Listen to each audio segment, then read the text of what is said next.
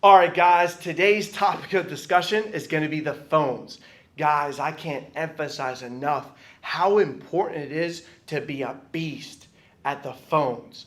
I don't care if you're the best closer in the world. If you don't have a place to be, you're not going to close anybody, okay? So it starts with a couple key tips, and then I'll go into the 8 things to be great, okay? First tip is always have your script readily available and right in front of you. Guys, I can't emphasize enough how important this is, because when we start to veer off the script, we start to notice that people start booking a little bit less. There's a lot of psychology behind the script, and we're able to follow that thing so that we can book on the first try, which brings me to one of my next points, and it's the rebuttals. Guys, we got to have the rebuttal sheet right next to our phone script, because we got to be able to fire right back when the client gives us that resistance, okay? That second of pause can actually make us lose that member over the phone. So we got to have that rebuttal sheet right in front of us, and we honestly want to use what's called the porcupine effect. I think why they call it the porcupine effect is because try poking a porcupine.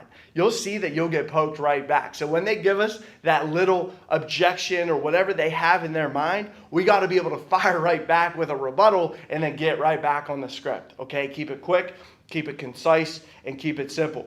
Now, the next thing is going to be starting with the first tip. It's going to be smile and dial. There's this thing, it's called emotional contagion.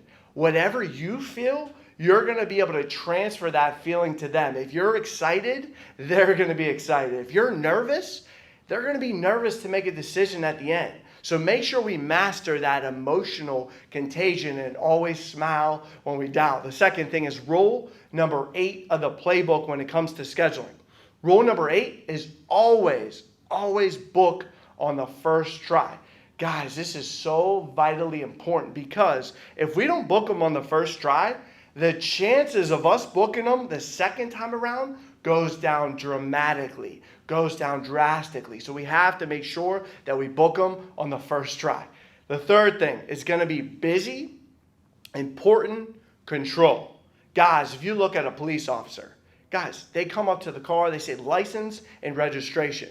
They don't ask for permission for those things. They don't take their time. They're busy, they're important, and they got the control. Okay? Same thing applies to a doctor. A doctor walks in, you see him for 2 seconds, he says, put your arm up, do this, do that, and you just listen to him because he's busy, he's important, and he's in control. That's how we have to act as well. We can't act like we got all the time in the world. We have to create that sense of urgency that will transfer over as well. Okay? Fourth thing is always use their name. Guys, I typically use their name 2 to 3 times in the first sentence.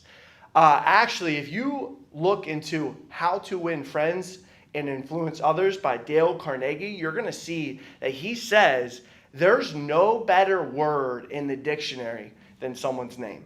You could be in a mosh pit and say, hey, Gio!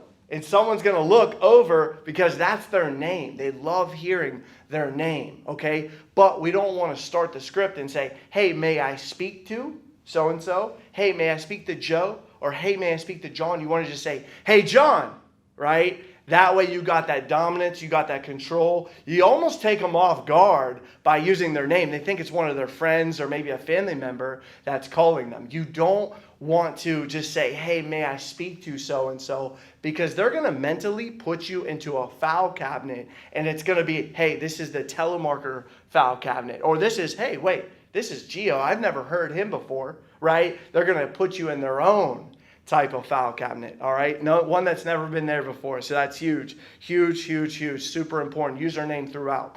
The fifth thing is always get those yeses early on. So, hey, Joe. He says, yes.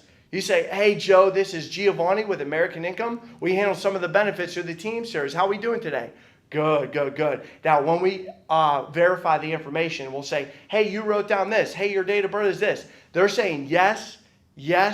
Psychology tells you when you get these small yeses in the beginning, you're going to be able to get the big yes at the end when it comes to booking them. Sixth thing, mirror them. Guys, I'm talking about being like them. If it's, someone that's talking fast, speaking loud, you better talk fast and speak loud. If it's a nice, elderly lady, you're not going to be so loud and so dominant with a nice young or nice older lady, okay? You're going to keep it very, very soft with them. You're going to mirror them, okay? Maybe slow it down a little bit. Be smart about that. You want to mirror whoever you're speaking with, okay? The seventh thing is get them on the Zoom if you're doing a virtual appointment. This is so important, guys. When you get them on the Zoom, walk them through it, okay? You definitely want to, if they're not good at technology, make them feel at ease for being bad at technology. And honestly, just walk them through it.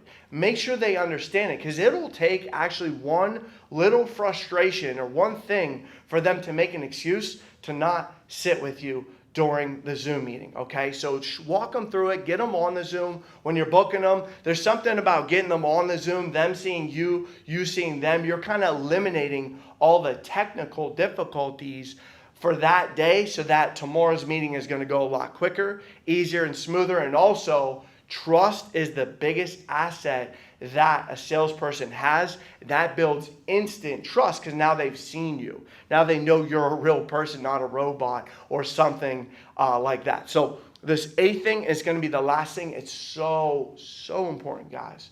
Eighth thing is going to be solidify that phone call. Guys, this is so important.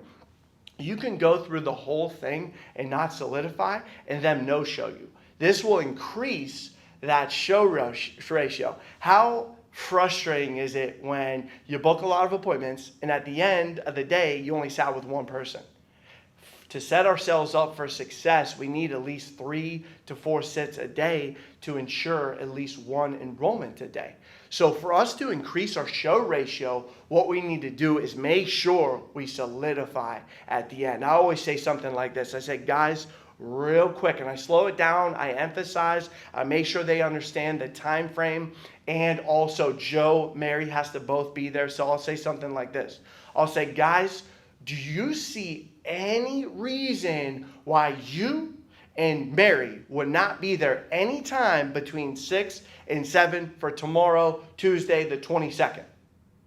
Make sure you get a yes from them, or a no. Whatever it is, make sure you get a verbal yes or no from them.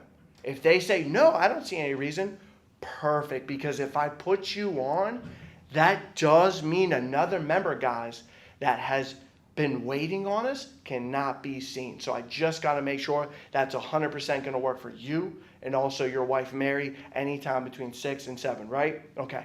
All right. Awesome. Well, I'll be looking forward to putting a face to the phone call, or, hey, I'll be looking forward to taking care of you and Mary anytime between 6 and 7. We'll get you all taken care of.